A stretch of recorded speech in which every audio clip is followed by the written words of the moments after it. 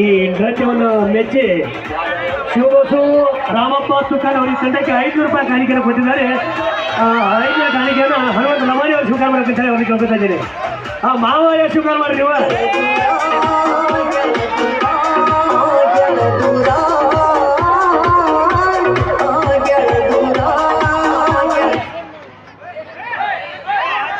ನಮ್ಮ ಮಾವನ ಡ್ಯಾನ್ಸ್ ಮೆಚ್ಚಿ 500 ರೂಪಾಯಿ ಕೊಟ್ಟಾರ, ಅವರಿಗೆ ತುಂಬೂರ ಧನ್ಯವಾದಗಳು.